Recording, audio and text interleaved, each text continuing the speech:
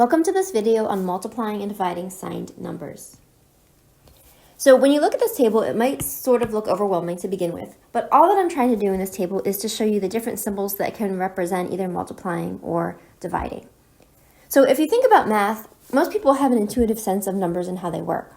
To me, where people get confused with mathematics is not on the procedure, but on the notation. So what we're really trying to do when you think about learning mathematics is we're trying to learn a language. We have a collection of symbols that we're using to represent operations, and we need to learn what those symbols are and how they work. So let's look at the symbols we can use for multiplication. So most people, at least this is what I learned, in elementary school we learned to use the X for multiplication, right? So let's think about when we get from arithmetic, when we move into algebra. All right, why is this symbol problematic? Well, the symbol is problematic because it looks exactly like an X, doesn't it? So if I have 4 times 3, that's 12, right? But in algebra, the most common symbol we use for a variable is X. So what if I had 4X, right? Then, that's confusing, right? Is this a times symbol? Am I trying to indicate multiplication, right? Or is this a variable? Okay, and it gets even more confusing, right? If I wanted to have 4x times 3, then it looks really confusing, especially when you're writing by hand, okay? So for this reason,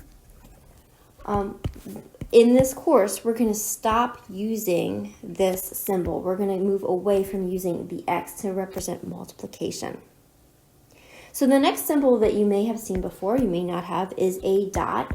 So it would look something like this, 4 times 3. And it's a dot in between these two numbers, right? So we would say 4 times 3 is 12. So why is this symbol sometimes problematic? Okay, so the truth is it is used in algebra. However, I'm going to discourage its use. Can you guess why? Well, when I'm writing by hand, or when other students are writing by hand, sometimes, if you're writing quickly, right, it's kind of confusing, right? Is this a 4.3 or is it a 4 times 3, right? And there's only a slight difference about the placement of the dot. And again, if you're writing quickly or, you're not being very careful, there might be some ambiguity. And that makes it harder to grade. Or, if you're trying to study off of a problem you've already done, then you might not even be able to discern or decipher your own handwriting, okay? So the next symbol is parentheses. So I like to think of this as the tuxedo of multiplication, right? So it's kind of a fancy way of representing multiplication. It's not frequently used, but it is used. So we have 3 parentheses negative 4. So this is literally saying 3 times negative 4, right? So you could rewrite it, with a dot or the x. So 3 times negative 4. All of these are equivalent expressions. Okay, and so of course the answer would be negative 12. Okay, so you can absolutely use this. This isn't the most common one, but it's okay to use. So I will circle it with a green circle to indicate that you can use it. So my preferred symbol is this last one right here, which is an asterisk or a star. Okay, and so the reason I like this is because it doesn't really look like anything else, right? It's not like the X, which looks like, which looks like a variable. It's not a dot, which can be confused by a decimal point, right? And then the parentheses, again, they're fine. It's just a little bit extra. So to me, the star or the asterisk is the easiest way to do it. So I could write, 3 times 4 is equal to 12. And notice, let's look at these other rows here. Why do I have 3 rows for many of these things? Well, the reason is that if you're multiplying by a negative number, you may choose, you don't have to, but you may choose to put parentheses around that negative 4. So why would I want to do that? So the reason is, let's just say I write this, okay? And especially let's say I have a dot here, right? You might get confused looking at it, and you might wonder, well, I see 2 symbols here. I see multiplication and I see subtraction. What am I supposed to do? Am I supposed to multiply or am I supposed to subtract? So again, this is really about learning a language. It's really not about learning math at all. It's learning what do the notations mean, right? And what do people want me to do when they write things a certain way. That's really what we're learning here. Okay. Okay, so to help reduce our confusion, we could write something like 3 times -4, or again, we don't even need that asterisk in this instance. We could just write 3 parentheses -4. Okay, and again, that helps us to be less confused about what we're trying to do. It points out that we're trying to multiply and that the negative sign goes with the number. It's not asking us to subtract. Okay, so that is multiplication. Those are the symbols. Okay, so let's look at division. So back in elementary school, at least this is the last time I saw this symbol, right? We had this bar thing. Okay, so we don't really use this in algebra. Okay, so you're not going to see this. In this textbook, we do use this division symbol as practice, but again, as you move forward into the next course, you're not going to see this symbol anymore. You're not going to see that division symbol. Okay, we pretty much exclusively in algebra and following classes, we use this symbol, the slash symbol, to represent division, right? So for example, if I have 8 divided by 2, I would write it like that, and of course that's 4. You may or may not have been exposed to something that looks like this. So let's say I have 8 plus 2, then I can write this division symbol like that. Okay, and what this does, it has two purposes. One, it's dividing, right? We are dividing, but it's also grouping these top numbers together. It's telling us that we have to add 8 plus 2 first, right? So 8 plus 2 is 10. We have to do that first before we divide. So then we would get 5. Okay, so again, this is all about, this has nothing to do really with the procedure or the operation. I'm just showing you the different notation that we will want to encourage you using moving forward, and the other notations that we're going to kind of stop using. Okay, so let's get into the actual multiplication. Okay, we're moving away from the symbols that we use to indicate multiplication or division. Now we're getting into the operations. So the idea is that if you have 2 numbers, and you're either multiplying or dividing them, doesn't matter. If you have 2 numbers with the same sign, the answer is positive. If you have 2 numbers with different signs, the answer is negative. So we have this cute little chart here, right? So for multiplication, a positive number times a positive number is positive, right? A negative times a negative is also positive, okay? And the same thing goes with division. Same is true. If you have positive divided by positive, it's a positive. Negative divided by negative is a positive. Okay, conversely, if you have multiplication, positive times a negative is a negative. Positive divided by a negative is a negative. Negative times a positive is a negative. Negative divided by a negative is a negative. Okay, so I want to encourage you to think about multiplication as a faster, easier way of understanding or doing addition, right? So imagine, humans are just adding, right? They only have addition and subtraction. They don't have any other mathematical operations. Let's just pretend that's true, right? So they get tired of going like 5 plus 5 plus 5. Right? It's literally just counting things. They get tired of that, so they're like, okay, we need a better, faster way of doing this. So how could I rewrite 5 plus 5 plus 5? How could I rewrite that as multiplication? Well, I have 3 5s. So a faster way of explaining this would be to say that I have 3 times 5, or if you prefer, 5 times 3. Remember, multiplication is what's called commutative, so the order doesn't matter. 3 times 5 is the same as 5 times 3. Okay, let's look at the next example. We have 1, 2, 3, 4, 5 2s. So instead of writing 2 plus 2 plus 2 plus 2 plus 2, I could write 2 times 5 or 5 times 2. Okay, so you could think of multiplication as being a faster way to add a bunch of things that are the same. How about this next example? I have -3 plus -3. So I have -3 times 2, because I have 2 -3's. I could also write it as 2 times -3. And again, if you'd like to, you can always put parentheses around that negative number. How about the next one? I have 1, 2, 3, 4 -2's. So I could write it as 4 times -2, or I could write it as -2 times 4. Okay? So again, you can think of multiplication as a faster, more efficient way of performing addition. So I want to encourage you guys to pause this video at this time, practice doing these problems, again, watching your signs, right? And then unpause the video to see if you're correct. I want to point out to you that in this example, we are this example does use those X's, right? And it does use these division signs, okay? And again, we will use them in this course, and then pretty much like after this section or this chapter, we'll move away from using these symbols. All right, I'm going to do these again. Feel free to pause the video and do them on your own. So 4 times negative 6, we have one negative sign. So our answer is negative. It's negative 24. Now we have negative 5 times negative 7. A negative times a negative is a positive. And 5 times 7 is 35. 3 times 5. Well, 3 times 5 is 15. They're both positive, so our answer is positive. Negative 6 times 2. We have a negative times a positive, so our answer is going to be negative. And 6 times 2 is 12. 8 times negative 8. Well, we have one negative sign, so our answer is going to be negative. Then we have 8 times 8, which is 64. So our final answer is negative 64. Now let's work on division. We have 36 divided by negative 6. We have one negative sign, so our answer is going to be negative. 36 divided by 6 is 6. So our final answer is negative 6. Number 7, we have a negative divided by a negative, so that is going to be positive. Our answer is going to be positive, and 49 divided by 7 is 7. So the answer is positive 7. Number 8, we have a negative divided by a positive, so the answer is going to be negative.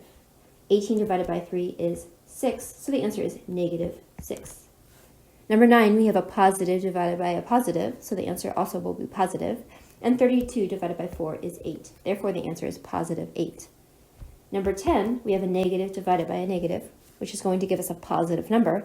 45 divided by 5 is 9. Therefore, the answer is positive 9. Another way to understand negative and positive numbers in the context of multiplication is to think about a light switch.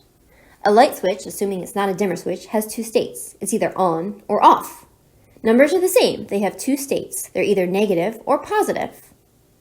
If I touch a light switch once, it will change, either from on to off or from off to on. This is like multiplying by a negative number once. It changes the state. However, if I hit the light switch twice, then the light switch would turn from on to off and then back to on. That means it's back to its original state. So when you first look at this tables, it might be a little bit confusing, but let's just break it down. Okay, so let's start with the first table. We'll just completely ignore the second table. Okay, so let's look at this first table. So all of these numbers are starting as positive, and I've used 1 because we don't really care about actually multiplying things. We're just looking at the sign changes. So this starts out as a positive number, right? 1 is positive. Then we multiply it by a negative number, and it becomes negative. So let's count the number of negative signs. We have one negative sign. That means we have one change. Okay? Then let's look at the next row. So again, we start with a positive number. Right? We start with positive 1.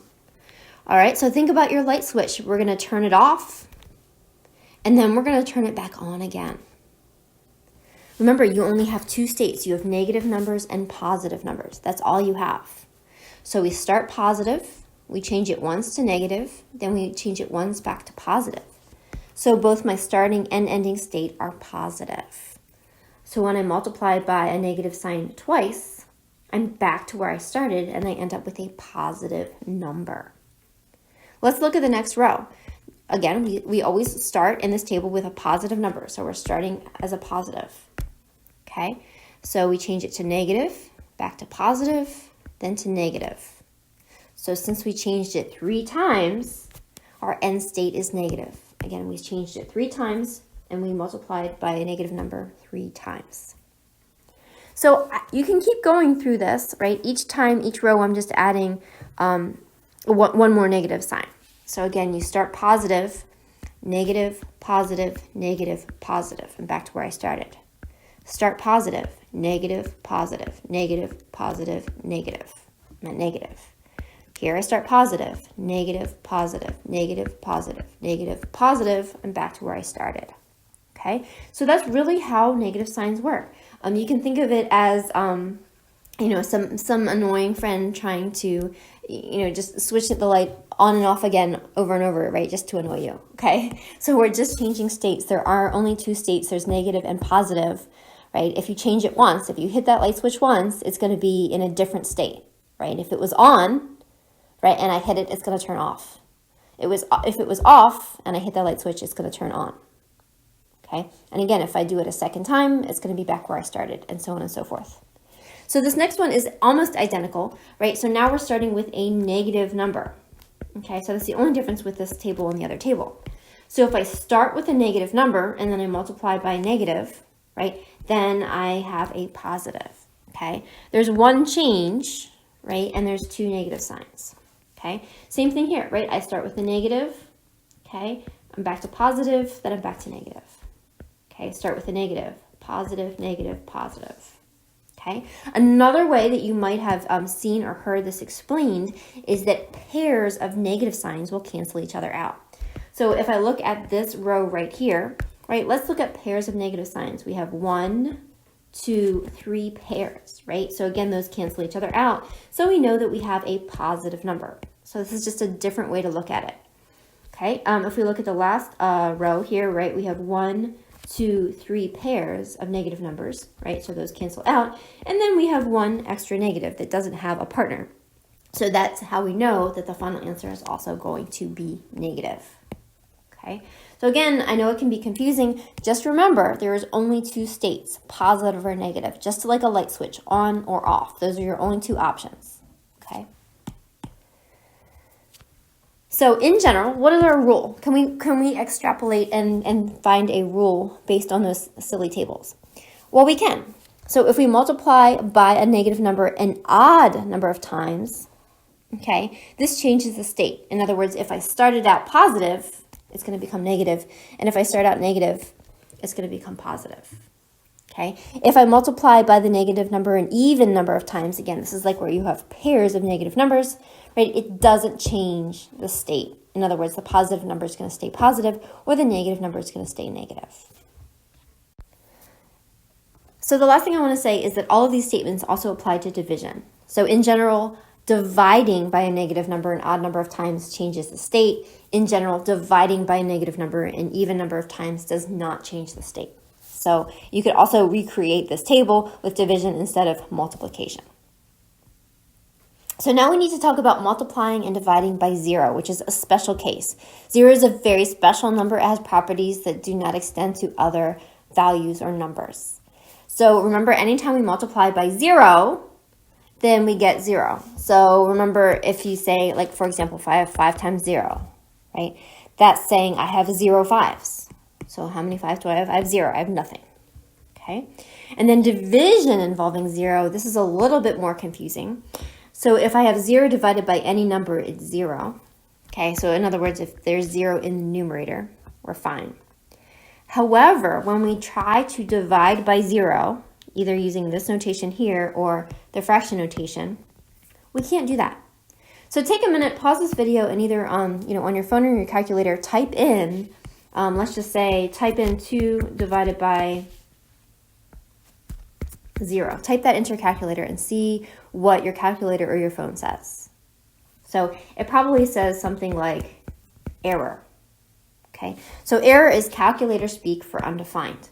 So if I were to ask you this on the test, and you you write in error, that's not going to give you credit. Okay, what I'm looking for is the specific word undefined. Okay, now if you're curious, well, why can't we divide by 0? It seems like we should. Why isn't anything divided by 0 just 0? I created a whole video just on what happens mathematically, graphically, numerically, what happens when we try to divide by 0. So if you're curious and you want to learn more about why we can't divide by 0, click on the link in the comments and watch that video. So let's take a minute and practice this mixed practice with multiplication and division, noticing that some of these problems and examples now have 0 in them. Again, the way I want to encourage you to use this video is to pause it right now, do all of these problems just on a little scrap piece of paper, and then unpause the video and see if you were correct. All right, I'm going to go ahead and work through these problems. So number 1, negative 4 times negative 5. So remember, a negative times a negative is a positive. My final answer is going to be positive, and 4 times 5 is 20. For number 2, negative 7 times 8. I have one negative sign, so my answer is going to be negative. 7 times 8 is 56, so my final answer is negative 56. Number 3, 12 times 0. Remember, anything multiplied by 0 is 0. Number 4, negative 4 times negative 2. A negative times a negative is a positive. 4 times 2 is 8. Therefore, my final answer is positive 8. Number 5, 7 times negative 3. I have a positive times a negative, so my final answer is going to be negative. 7 times 3 is 21. Therefore, my final answer is negative 21. Number 6, negative times a positive is a negative. 6 times 9 is 54. Therefore, my final answer is negative 54.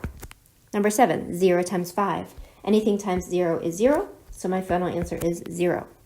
Number 8, negative 4 times 0. Anything times 0 is 0, so my final answer is 0. Now let's look at division. So for number 9, I have a negative divided by a negative, so my final answer is going to be positive. 21 divided by 3 is 7, therefore my final answer is positive 7. Number 10, I have a positive divided by a negative, which is going to give me a negative number. 54 divided by 6 is 9. Therefore, my final answer is negative 9. So what I'm going to do is I'm going to skip over all of the problems that involve dividing, either having 0 divided by something or something divided by 0. And I'm going to come back to those in 1 second. So let's go to number 13. In number 13, we have negative 30 divided by 5. Negative divided by a positive is a negative. 30 divided by 5 is 6. So the final answer is negative 6. In number 14, I have a negative divided by a negative, which is a positive. So I'm going to have a positive number. 48 divided by 4 is 12. So my final answer is positive 12. Okay. So for these last problems, what I like to do, and you don't have to do this, but I think it's a good idea, is to rewrite these in fractional form. So 0 divided by 2 is going to look like this, 0 over 2. Okay, and I kind of don't have room here, so I'm going to write it over here. And then this is 2 divided by 0. That's what number 12 says.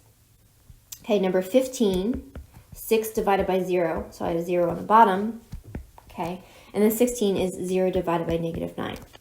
So this helps me visually to see what I'm working with. Okay, so remember, I can have 0 in the numerator. That's fine. 0 divided by 2 is 0. Another way to think about this is, let's say I have nothing, and I share nothing with me and another person. I divide nothing between two people. Well, together we still have nothing. It makes sense though, right? Same thing with number 16, right? If I have 0 divided by negative 9, right?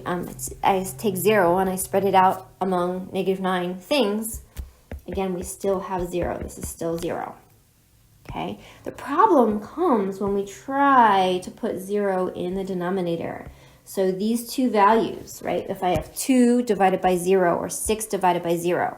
So number 12 and 15, again, because I have 0 in the denominator, and we can't do that, both of these are going to be undefined. And again, remember, your calculator might say something like error. Okay, your job is to make sure you take that, whatever your calculator says, and translate it into math speak and to write the word undefined.